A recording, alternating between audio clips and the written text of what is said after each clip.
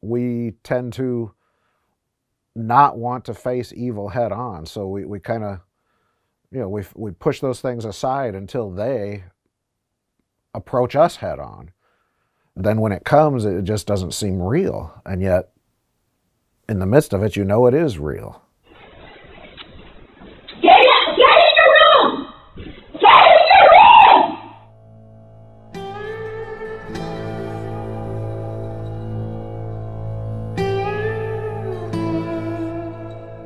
This is God's country, Texas. I didn't want to go to Uvalde. Sir, if you can hear me, please put your firearm down, sir. Please don't hurt anyone else. What happened in Uvalde was the depraved Baylor.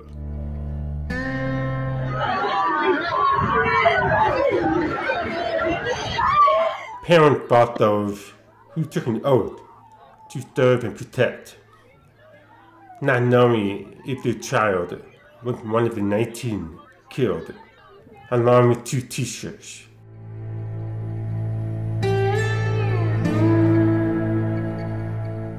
Yet, when I was asked to go to Uvalde, I surprised myself by saying yes.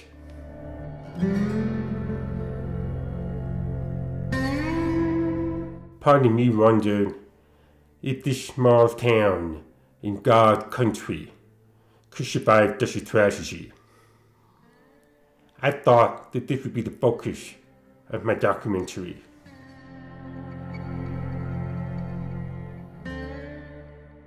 However, after time in Uvalde, I came to realize that the question of survival was not even in consideration. The hard-working community had no choice but to survive somehow. Luego para hospital y otra vez aquí, ni nada, ni en San Antonio.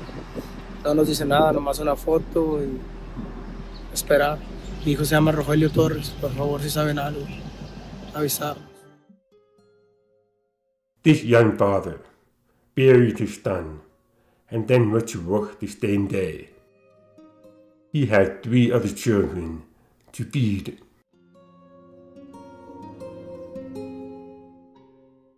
When the tragedy broke the news, my first thought was, where was God? Why would God allow this to happen? Then everything became political.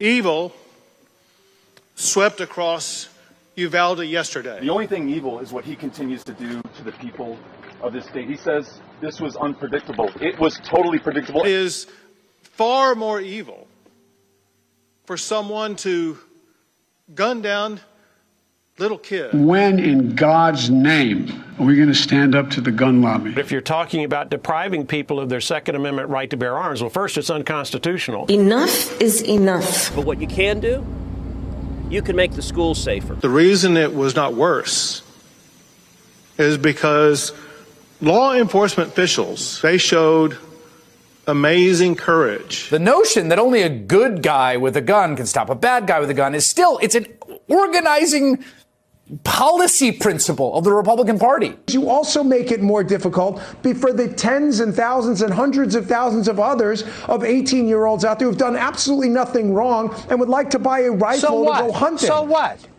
So what? So what? We live in a free country. So what? You're 18 years old. Can you buy a beer? The Republican Party position is those kids in Texas had to die because the Constitution says they have to die. Political fear seems to matter more than reality. Despite the naysayers, we can make meaningful progress on dealing with gun violence.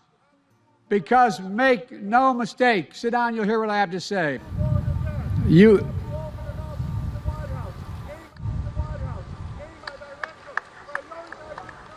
I've been trying to tell you this for years. This legislation is real progress, but more has to be done. The provision of this new legislation is going to save lives. While filming the memorial in the town square, I came upon a father whose son had survived the shooting that fateful day. I was 30 miles away, and it was as long as 30 miles of my life to get here. And I was just terrified. I was overwhelmed. Why did it be so long? The Blue Line Brotherhood, officer safety first before citizen safety. I can understand if it was a room full of adults, but children, no excuse, no excuse. Yeah. There were many parents that would have run in there without a gun. How does the community deal with that kind of evil? Prayer and keep God strong. And that's, we'll never heal. It will always be in this community's heart. This conversation brought me back to my original question. Where was God in Uvalde? My maternal grandparents survived the Holocaust, and one of the questions in the camps was, where was God?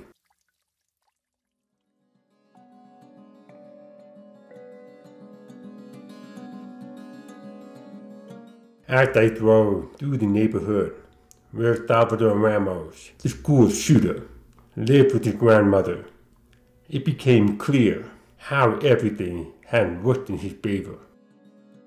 He shot his grandmother over a phone bill and escaped before his neighbors could stop him. He didn't drive. He was trying to get it out of gear at a park, and he couldn't do it. Some way, I guess he stepped on the brake and come out and took off.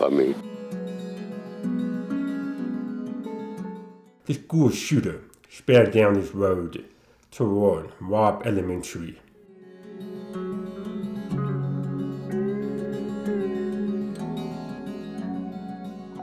He somehow survived the crash without a scratch. I told him, "You okay? Are you all right, man? You need help." At that moment, he looks right back at me and with that evil look, and I see this rifle. I tell him, "Run, he has a gun." I fell, and you just hear pa, pa, pa, pa, pa, pa. He seemed to walk toward the school with an otherworldly calmness.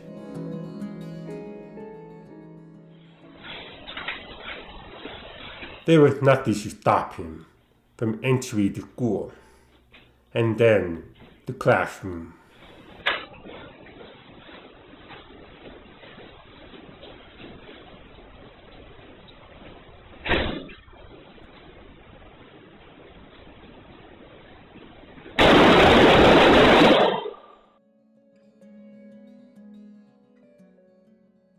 How can this entire trashy sequence of events be explained other than evil had a perfect day in Uvalde?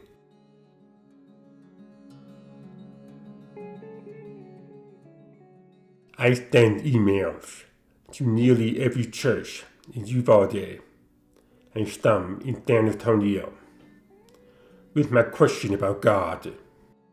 Only one person agreed to meet. The Lord God tells us, I am present, I am with you always. And when we reject that presence, when we allow a void in our lives, that leaves a void for evil to fill. But weren't the kids innocent? Too young to reject God? God was there. There were people in that room that saw him, some maybe for the first time, some that were embraced by him and taken into their eternal care because they had always been his, and he welcomed them home. To say that any of these children deserve that? No, not at all. This is not God's desire. God's desire for us is to have life and to have it abundantly. But what choices do we make that diminish God's intention? We have to ask ourselves.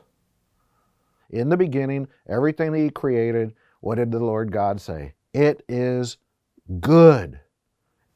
But we as humanity We were too curious, I think. The temptation of the serpent to Adam and Eve was that you will be like God. So when the temptation to say, no, I will be God instead of God be God, then that answers the question, why does evil happen in this world? Is that what Salvador Ramos became? A kind of a man-god who decided the fate of each soul he killed.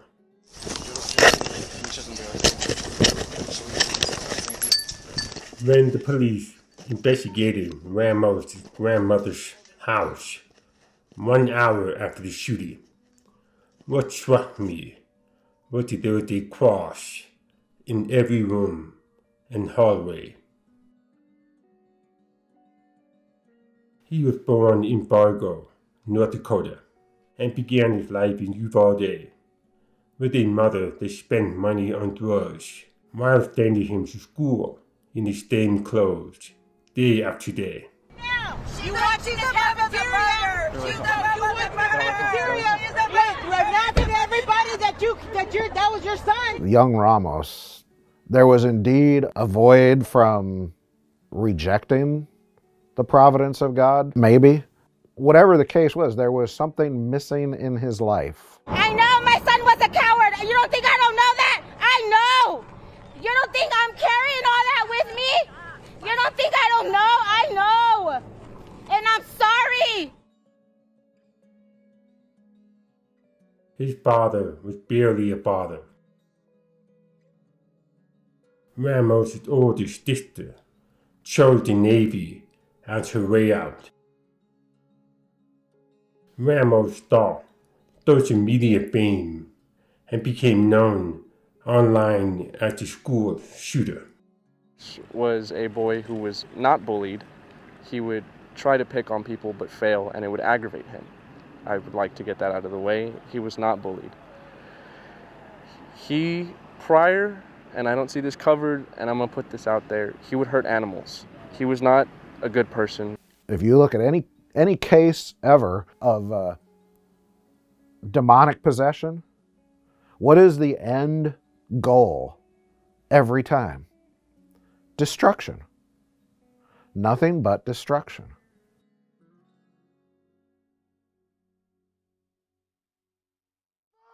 Get inside! Go, go, go! Shot in the head, laying on Diaz Street. The one female shot in the head. We went to go hide behind my teacher's desk and behind the backpacks.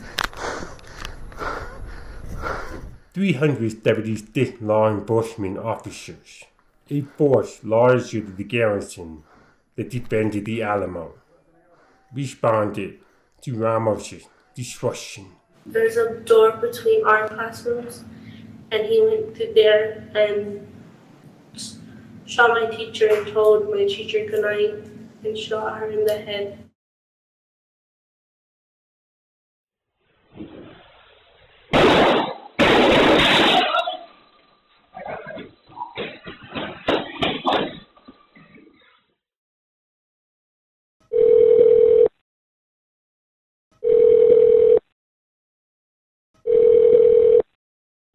Hello?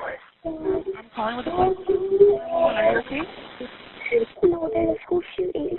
Okay, yes, ma'am. I have multiple units there. Are you with officers or are you barricaded somewhere? I'm in classroom. What's the classroom number? 1012. 112? 112, yes, ma'am. What's your name, ma'am? Chloe Torres, please hurry. There's a lot of dead bodies.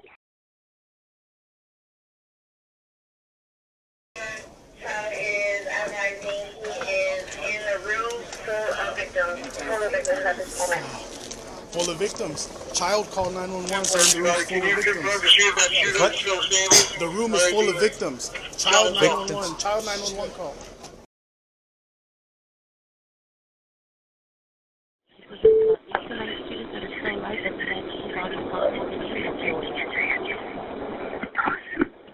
So how many are still alive now?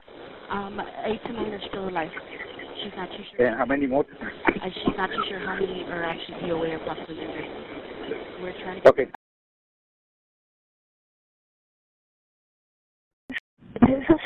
building. Yes, I'm aware. I was talking to you earlier. You're still there in your room? You're still in room 112? Yeah. Okay, you stay on the line with me. Do not disconnect. Can you tell the police to come to my room? I already told them to go to the room. We're trying to get someone to you. We need to get in there. This is not good. We need to just go in. There's 9 kids in it. It's been about an hour. What's the safest way to do this?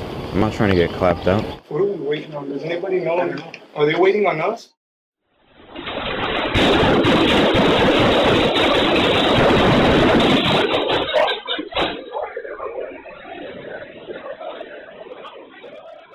I want to tell you about a young woman I admire. She has the most gorgeous smile. I swear she can light up any room. She recently graduated from St. Mary's University in San Antonio with the bachelor's in mathematics. I know what you're thinking. Who would willingly study math? And I assure you, I asked her the same thing. She attended the university on a softball scholarship. She's been playing since she was a little girl. And just like her favorite coach, she's been volunteering as a little league coach. I'm not supposed to share this next bit of information because nothing's official yet, but she applied to the law school. But I know she'll get in, and St. Mary's School of Law will be lucky to have her. She came home recently, and I asked her, how are you going to balance coaching and law school? And she looked at me and she said, Mom, I can do anything. And I said, yes, baby, you can. Except she can't. Because this you woman exists only in my imagination. Lexi Rubio's life, her future, was stolen from her on May 24th, 2022, because an 18-year-old had legal access to an AR-15, which he used to murder 19 children and 2 teachers. Lexi will forever be 10 years old. I realized I had asked the wrong question all along. If there is no God, no good and evil, then there would be no meaning to the Uvalde tragedy. The fact that this evil touched many Americans revealed that most of us believe in something larger than ourselves, unlike Ramos. But this evil also revealed our profound shortcoming as a society and warned us that we should lose far more than the 21 souls already lost. The store where Ramos bought his guns and ammo was across from my hotel on Highway 90, 3 miles from the school. Days later, with no training, Ramos made his fantasy a reality. I thought of how we often ignore the complexities of evil for political banalities. Christianity believes evil manifests itself in 3 intertwined forms: the flesh, the world, and the devil. The flesh is the capacity for evil within us. It is true that guns do not kill people. Yet it is also true that guns give the weakest among us a tremendous sense of power and possibility.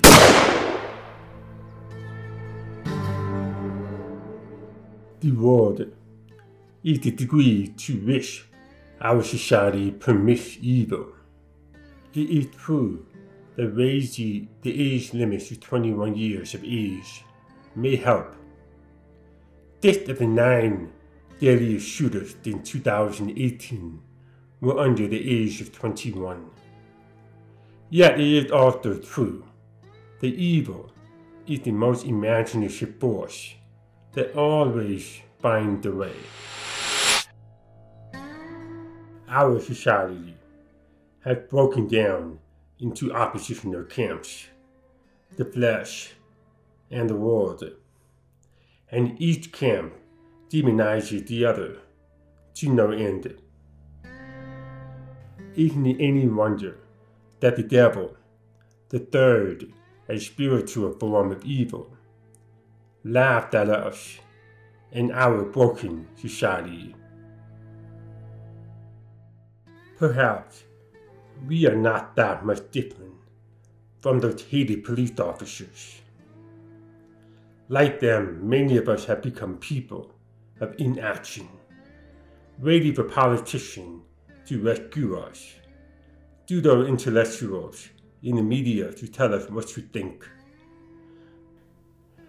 We hate in others what we hate in ourselves. Faith is a gift from God. Faith is hope. Faith is a future. Faith is something beyond this veil of tears. As I drove by Uvalde, I remembered something. Law enforcement officer who searched Ramos' internet history reported that he may have wondered if he was a sociopath because he sought out information on that condition. Did the insight mean that Ramos knew that he was not right, that he could have been saved? We begin to understand that there is someone outside of myself who cares more about me than even maybe I do. And knowing that, that's living in faith. Ramos' 18 years on earth was marked by warning signs: broken family, academically enriched by third grade, animal torture, bullying, chronic absence from school, repeated workplace conflicts, a ninth grader at the age of 17, involuntarily withdrawn from school, underage attempt to buy guns, suicidal thoughts, depression, and yet no authority from the psychologist to the priest or family stopped him from falling through the cracks. Faith is, life.